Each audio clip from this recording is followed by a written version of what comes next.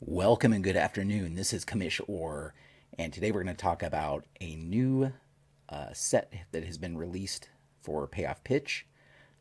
They've actually released a couple of new sets recently, and I think, a little biased here, but I think they're probably some of the best sets that are out right now for Payoff Pitch Baseball. And so we're going to take a look at those. And if you haven't already, you should head over there right now. They have a sale going on for the holidays, a Black Friday sale, I think. And you really should pick them up. If you've had any interest in payoff pitch before, you should definitely do it. So, yeah, let's take a look at the new sets. And then I'm going to also talk about how that has impacted my current project that I have going on. So let's take a look at the payoff pitch sets. If we head over to payoff pitch, or excuse me, Sideline Strategy Games and the payoff pitch section, you can see that everything's on sale. I believe it's 20% off. I could be a little bit off on that. So right now you can get PDFs for $6.75 instead of $9 that they are normally. $9 already was a steal for a PDF season. Now you can get them for $6.75. If you want the actual card sets, let me go back to that here. The print version, you can get those for it varies by season, but most seasons are less than $50, depending on the season. Some seasons a little bit more. But for example, the 2023 season with lefty righty splits, 53.10, so just over $50 for that right now here on the Sideline Strategy site. And so they don't have every season, but they have many seasons. You can get either the standard set or the lefty righty split set. Lefty righty splits, the hitters cards will display the lefty righty splits. The standard set, they will just have they won't have lefty righty splits on the cards. And the pitchers cards will be the same in each set because in payoff pitch they don't have lefty righty split pitchers cards. And Joe's gone into extensive explanation about why that is, and why statistically speaking it really didn't make sense to do split cards for the pitchers. In any event, that's the print version. Again, they don't have every season, but they have most seasons, many seasons, especially the more modern seasons, of course. It's a little bit more sparse when you get to the older seasons. But today, I would like to talk specifically about the two recent releases, and this really suits the way I play with payoff pitch. I'm not a season replay guy, and so if you're a season replay person, maybe these sets have more limited appeal to you. But I'm not a season replay guy. So the way I play is like, a what if scenarios, or legend team scenarios, or whatever you may call it. And so the first set that was released was recently was the Legends and Busts set. And the Legends and Busts set is, well, just as it says, there are 483 cards, including position players and pitchers. And they are 274 position players, 193 pitchers, and then 16 ballpark cards. So you can make 16 teams, 16 29-man teams. If you really wanted to sort them all into different teams, you can make a 16-team league. This set includes most of the Hall of Famers. When I say most, it includes all of the big name Hall of Famers that you would expect. It doesn't have some of the very early guys. Some of the 1800s or early 1900s Hall of Famers aren't included, but most of the rest of the Hall of Famers are in there, or almost all, if not all of the Hall of Famers are in there after that period. It also includes some busts. So some players that were notorious for something, maybe, or they were highly anticipated players who flamed out, or or for whatever reason we call them a bust. And so if you want to see exactly what players are in this set, you can go to that page, and it basically lists all of the players, position players and pitchers alphabetically, along with the ballparks. So you can kind of see that. So this is really cool. The set is based on their career averages, though they've been juiced a little bit. So they're not their strict career averages. They've been juiced a little bit. I don't know what method Joe used to juice the cards. In my old Baseball Maelstrom League with Out of the Park back in the day, we used to use like the best 7 seasons, the average of the best 7 seasons. And I don't know, I in no way think that that's what Joe used. I just know that he mentioned that the cards were juiced a little bit. So they're not just strict career average cards. And, again, it's not going to be good for a single season replay, but it is good for fantasy scenarios or that kind of thing. There are a lot of players here, a lot of players. Brian Taylor with the Yankees was one example of a bust in the set. So there are a few very, very bad players that flamed out, some mediocre players, and that kind of thing. So that again, $6.75 for the PDF. What did I say? Less than $20 for the, or around $20, maybe just over $20. Let me just look so I can quote it exactly. For the print version of the Legends card, $26.10. So $26.10 for the Legends print version. And by the way, Payoff Pitch has the best print quality in the business, bar none. There's not another card company, baseball game card company, that has better quality cards than Payoff Pitch. So if you want the hard copies or the print versions, these would be the print versions to get. So that Legends, amazing set. When that was released, it was like exactly what I was looking for my my personal project that I've been doing, which we'll talk about here in a minute. Exactly what I'd be looking for that. Then, just after that, a few weeks after that, was another incredible set released, and that was the Negro League Stars. Again, same price as the Legend set, $26.10 print, which is a steal. Or, what did I say, $6.75 PDF. Now, Payoff Pitch had some Negro Leaguers. If you purchased the 1921 season set, there were 15 to 20 Negro League players in that set from 1921. But there were some notable missing players in there, like Josh Gibson, for example. This Negro League set has every big name Negro Leaguer you can think of and more. 256 position players and 200 pitchers and 16 ballpark cards for the Negro Leagues. So as it says here, you can make 16 teams with 28-man rosters, 16 position players and 12 pitchers. Now, a lot of those players pitched and batted both. They were like a lot of two-way players in the Negro Leagues. So that breakdown is probably not exact, but in any event, you'd get 28-man rosters if you wanted to draft just from this set. So as you can see, I mean, with 456 players, you're going to get all of the stars that you've heard of, and then you're going to get a lot of players that you have never heard of, probably, that played in the Negro Leagues. And again, I don't think this is every Negro Leaguer, maybe. I don't know. I don't know that for sure. I can't say they're all there, but all of the notable players would be in there in this set, along with, once again, as I mentioned, stadium cards or ballpark cards for a lot of the Negro League ballparks that they played in.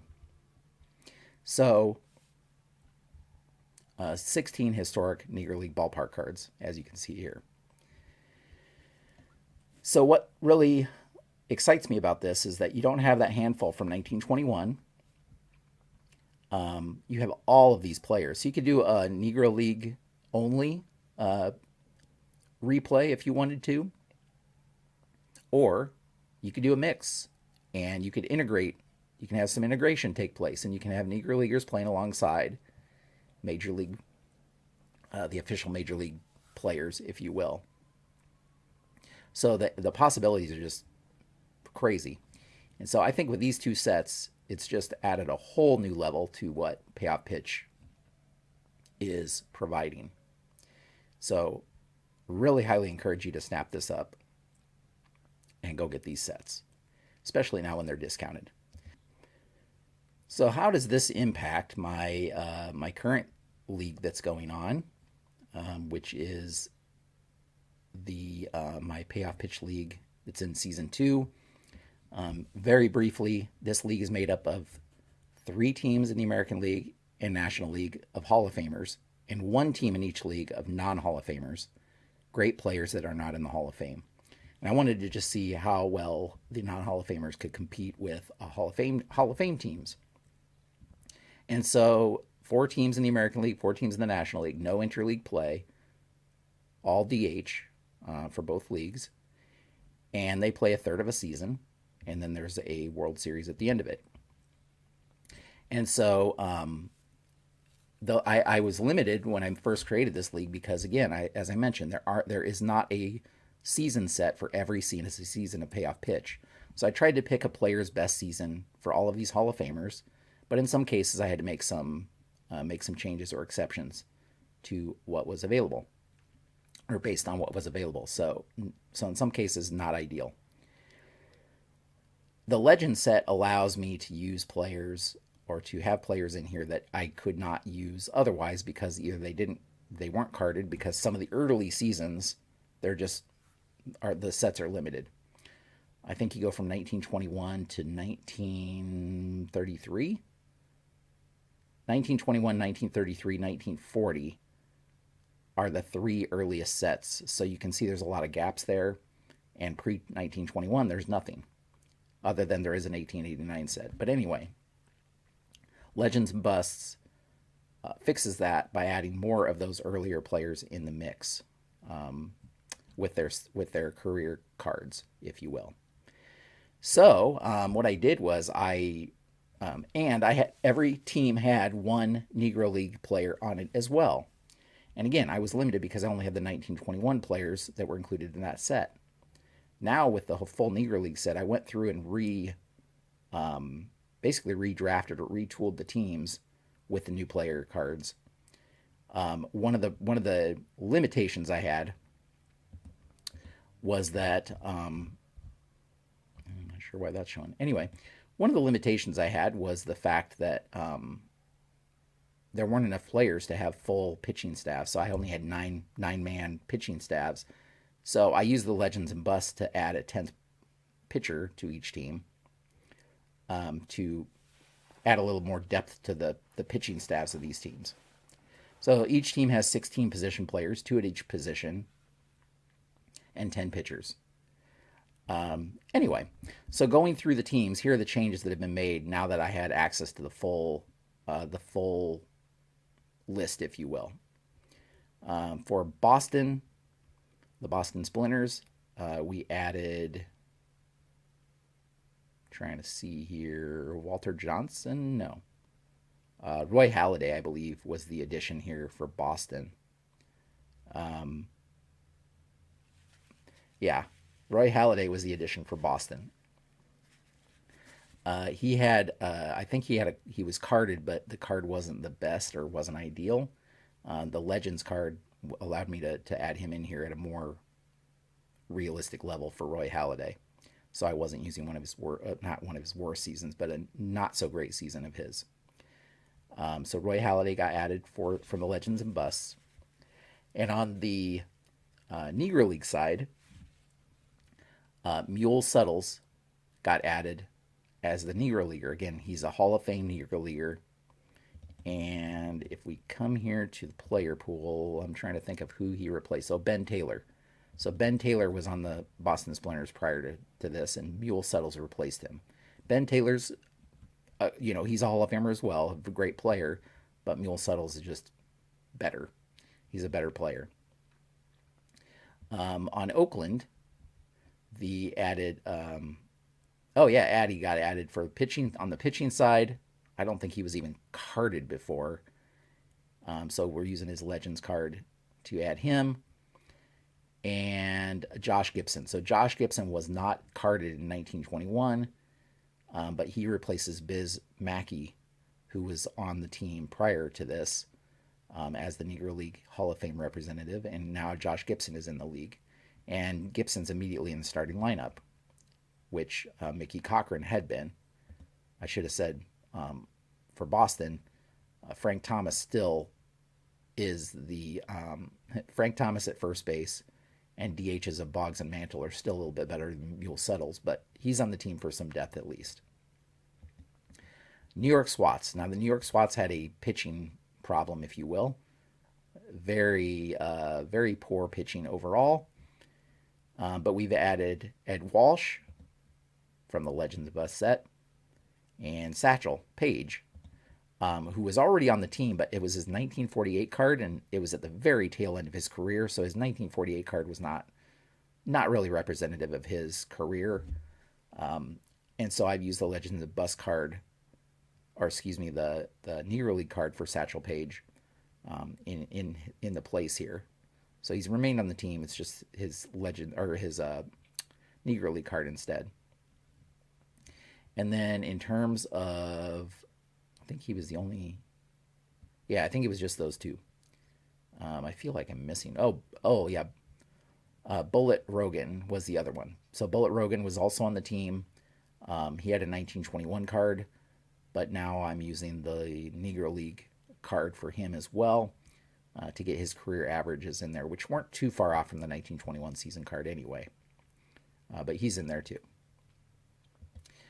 Detroit is the non-Hall of Fame team. So, keeping with that, the non-Hall of Fame pitcher that was added from the Legends and Bus set was Kevin Apier. And so he joined as the non-Hall of Fame pitcher to add some depth to the pitching staff. And who was added? I believe.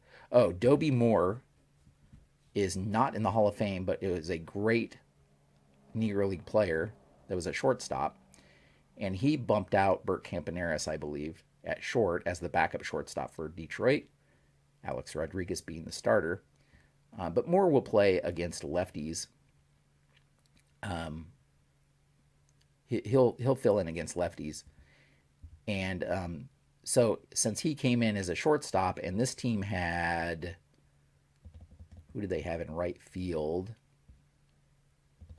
They got bumped out of here. Charlie Blackwell. So Charlie Blackwell was on the team prior, and since Charlie Blackwell got swapped out for Dobie Moore, they needed an extra right fielder, and Dwight Evans got brought on the team with his. I think I used his Legends card. Or actually, I may have used just a regular season card. He may have been next up in the season card. So that's what happened there. Dwight Evans came in. I think it definitely was his. It definitely was his 1981 season. Heading over to the National League, starting with the LA Dynamos, we had Three Finger Brown join on the pitching side with his Legends card. And Turkey Stearns taking the place of Cristobal Toriente, I believe, in center field on for the Negro League side of things. Turkey Stearns did not have a card before, so he gets brought in with his Negro League card. And I believe, he's in the lineup, basically where Toriente used to be. Toriente is a great player, but Turkey Stearns just is one of the all-time greats. So Houston Hoots added Cy Young. Cy Young was not carded in any of the original sets. So Oscar Charleston is the Negro Leaguer in this team, and he was already on the team, but now I'm using his career or his Negro League card instead of his 1921 card. Heading over to St. Louis Wizards, we added Mathewson from the Legend set, and we added Willie Wells. So Pop Lloyd had been on the team as shortstop. Willie Wells is another Hall of Famer who has actually a better career than Pop Lloyd did. And so he joined the team as the Negro League Hall of Fame representative. Now we did Chicago. Chicago is the team that is non-Hall of Famers. So, Sosa, Barry Bonds, those kinds of players are on here, Dwight Gooden, and so on. Kevin Brown got added as the non-Hall of Fame pitching from the Legend set. And then William Bell got added as a non-Hall of Fame pitcher to this team.